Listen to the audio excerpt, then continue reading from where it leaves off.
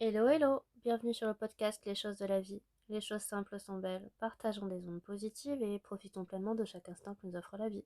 J'espère que mon contenu te plaira et je te dis à très vite. Tu fais le strict minimum au travail.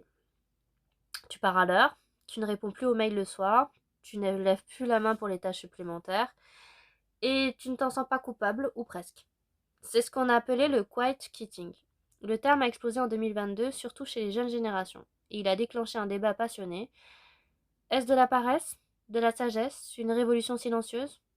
Aujourd'hui, on met les choses à plat. Commençons par déconstruire le terme, parce qu'il est mal nommé.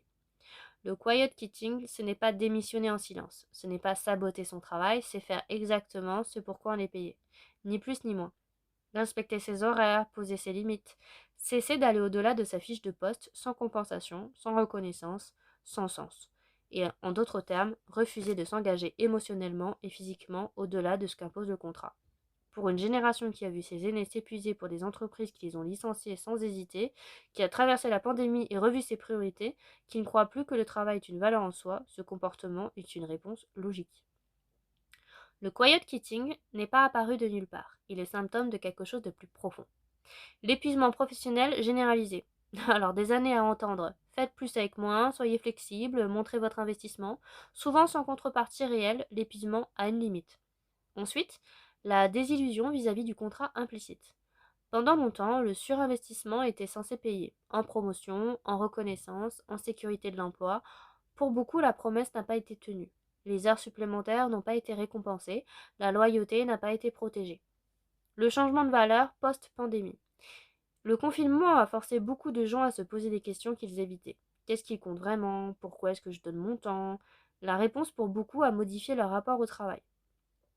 Alors, les nouvelles générations, les millennials et la génération Z entrent dans le marché du travail avec une équation différente. Le travail est important, mais ce n'est pas l'identité, ce n'est pas le sacrifice, c'est un échange et il doit en valoir la peine.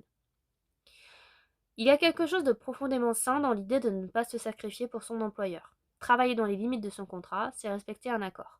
C'est connaître ses limites, c'est protéger son énergie pour ce qui compte, sa famille, ses passions, sa santé, ses projets personnels. La culture du toujours plus au travail a produit des générations de burn-out, de dépression, de gens qui arrivent en retraite épuisés et qui ne savent plus qui ils sont en dehors de leur poste.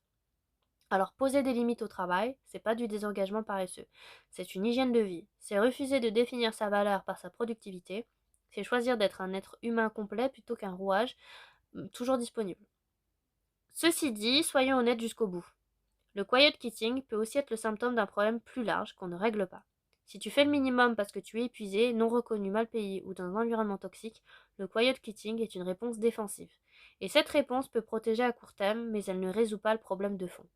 Si tu es dans un travail qui ne te convient plus, ni dans tes valeurs, ni dans ses conditions, ni dans ses perspectives, faire le minimum n'est pas une solution durable. C'est un pansement sur quelque chose qui demande une vraie décision. Le quiet quitting devient un piège quand il remplace l'action, quand on reste dans une situation qu'on ne supporte plus, en se désinvestissant progressivement sans jamais vraiment choisir de changer les choses. Plutôt que de se demander est-ce que je quiet quitte? Voilà les questions qui méritent une réponse honnête. Est-ce que mon niveau d'investissement actuel est un choix ou une réaction? Un choix, c'est conscient, délibéré, aligné avec mes valeurs, alors qu'une réaction, c'est un mécanisme de défense face à quelque chose qui va mal. Est-ce que je suis dans le bon endroit? Est-ce que ce travail, cette entreprise, ce secteur sont alignés avec ce que je veux pour ma vie? Sinon, la vraie question n'est pas comment en faire moins, c'est comment passer à autre chose. Est-ce que j'ai dit clairement ce dont j'ai besoin? Parfois, le désengagement arrive avant même d'avoir tenté la conversation. Sur la charge de travail, la reconnaissance, les conditions, peut-être que cette conversation mérite d'avoir lieu. Ensuite, est-ce que ma vie en dehors du travail est nourrissante? Si le quiet quitting libère du temps, qu'est-ce qu'on en fait? Si ce temps libéré ne sert qu'à scroller ou à s'ennuyer, peut-être qu'il y a quelque chose à construire là-dedans. En conclusion, ni coupable de poser des limites, ni complaisant dans une situation qui ne te convient pas, la vraie question derrière le quiet quitting, c'est celle du sens. Qu'est-ce que tu veux faire de ton temps, de ton énergie, de ta vie? Et est-ce que ce que tu fais maintenant va dans ce sens? La réponse à ça, eh bien, elle vaut toutes les tendances du monde. Alors, je te remercie d'avoir écouté mon podcast. Je te dis à très vite pour un autre épisode, et en attendant, prends bien soin de toi.